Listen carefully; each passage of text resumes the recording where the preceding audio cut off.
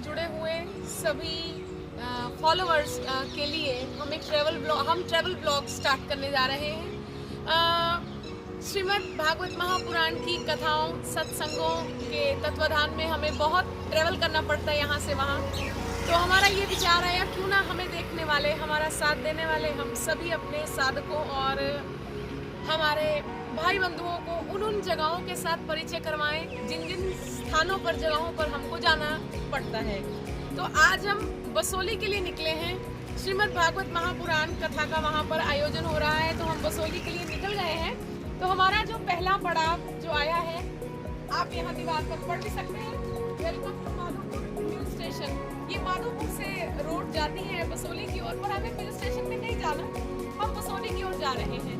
और बसोली के रास्ते में पड़ते हैं जो भी अच्छे हमारे छोटे छोटे ऐतिहासिक मंदिर हैं, उनसे और छोटे छोटे स्थानों से हम आपका परिचय करवाते रहेंगे। तो हमारे साथ जुड़े रहिए। अब ये देखिए, यहाँ हम फंस गए।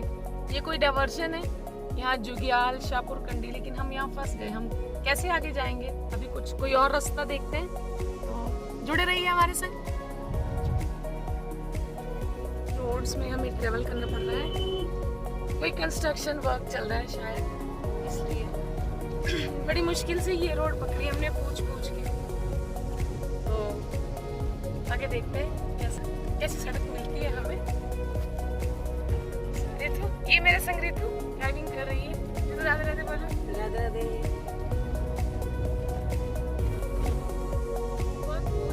हमें ये रोड मिली है। पीछे रोड बड़ी डिस्टर्ब थी, टूटी, शायद कोई कंस्ट्रक्शन का काम चल रहा है, इसलिए काफी डिस्टर्बेंस हुई। अब ये रोड कुछ साफ हमें मिली है, इसमें अच्छा लग रहा है। यहाँ से अब खूबसूरत यात्रा शुरू हो रही है।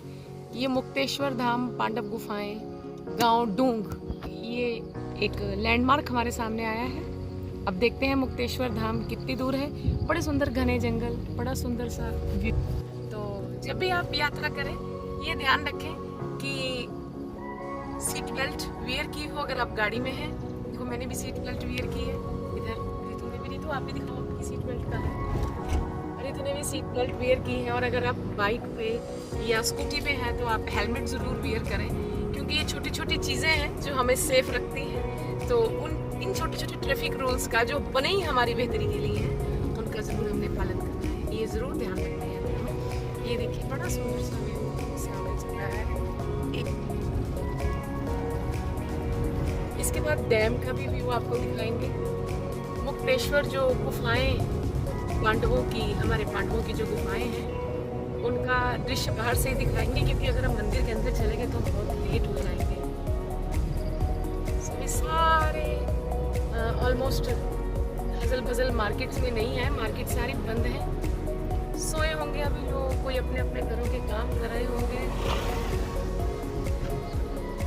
नहीं तो अगर दिन का समय हो तो यहाँ बड़ी भीड़ होती है चलते फिरते लोग। ये देखिए कितना सुंदर व्यू है।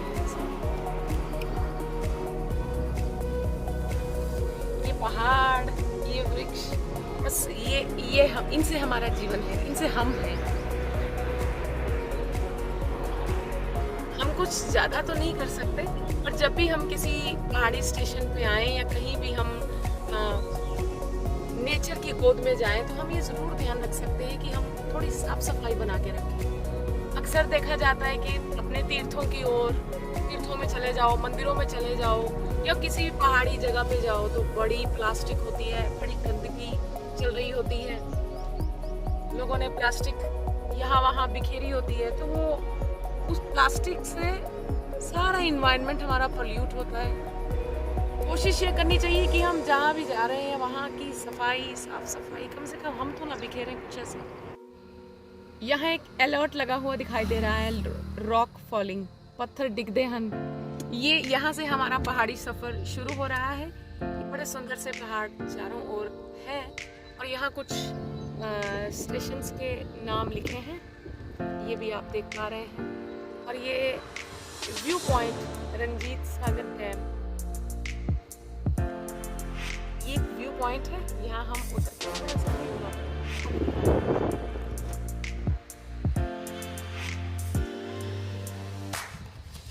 ये आप देख पा रहे हैं रंजीत सागर डैम की खूबसूरती,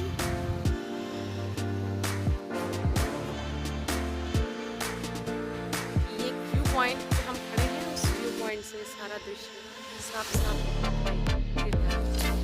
और ये सराउंडिंग्स में पहाड़ों से घिरा हुआ हमारा रास्ता, तो कुछ ढूंढ रही है शायद।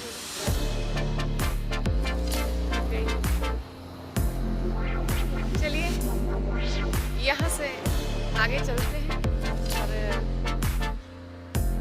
आगे अपने रास्तों में, हमारे रास्तों में आप हमारे हम सफर बने रहे। हमारे उपनिषद कहते हैं सर्व खलविदम ब्रह्म, ईश्वर चारों ओर है। तो विराट इस प्रकृति को देखते हुए, विराट श्रीमन नारायण का ये रूप देखते हुए, सच में उपनिषदों का ये मंत्र अंतःकरण से गूंज उठा। हमें इस ट्रैवल व्लॉग बनाने के लिए जितने भी सब हमारे संग जुड़े हुए हैं, कथा सुनते हैं, सत्संग सुनते हैं, यंग बच्चे, सबकी इच्छा रहती है कि हम आपके साथ चलें, लेकिन सब अपने अपने कॉलेजेस, स्कूल या घरों के कामों की वजह से चल तो नहीं पाते हैं। तो सभी ने हमें कहा कि नहीं, आप ट्रैवल व्लॉग शुरू कीजिए। उस ट्रैवल व्लॉग में जहाँ जहाँ आप जाते हैं वहाँ के जो भी बीच के कुछ रास्ते या कुछ भी बीच के कुछ मंदिर कुछ भी आए तो आप वो हमें दिखाते जाएं।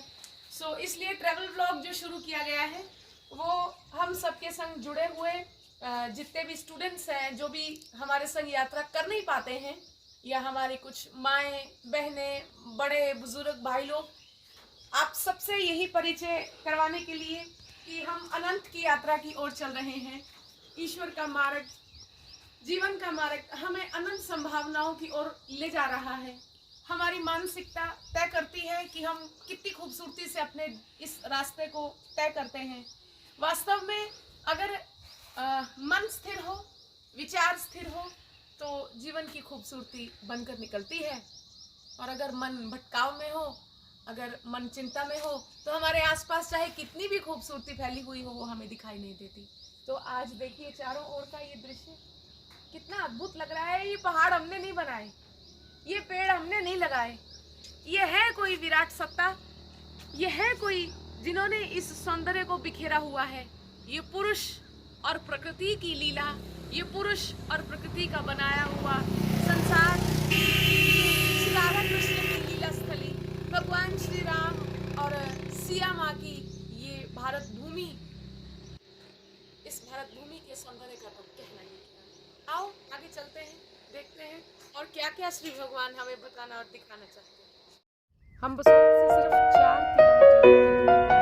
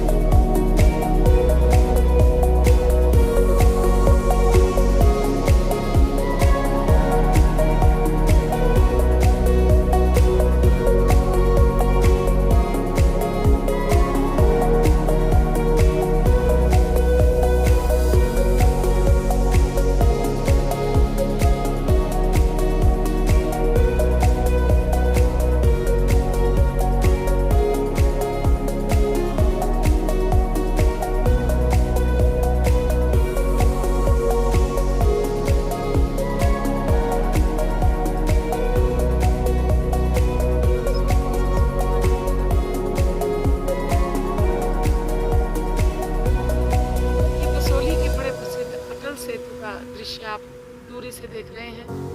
रितु अभी पास जाकर आपको दिखाएगी। ये PRO की कुछ इंस्ट्रक्शंस हैं। कसौली 1 किलोमीटर आप पढ़ पा रहे हैं। ये अटल सेतु का थोड़ा सा दूरी का दृश्य है।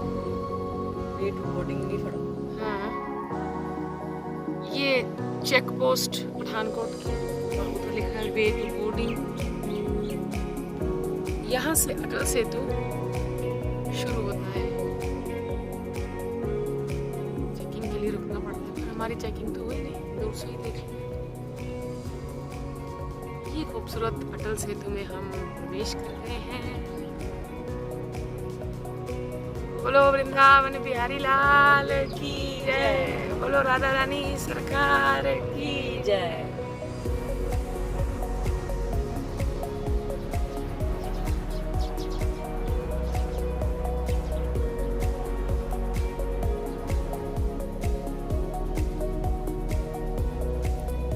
आप हमारे साथ साथ अटल सेतु के बीचों बीच निकल रहे हैं। जो हम महसूस कर पा रहे हैं वो आप भी महसूस कर रहे हैं। ये महसूस करके हमें बहुत अच्छा लग रहा है। पूरे ब्रिज के एंड तक आप हमारे संग बने हुए हैं।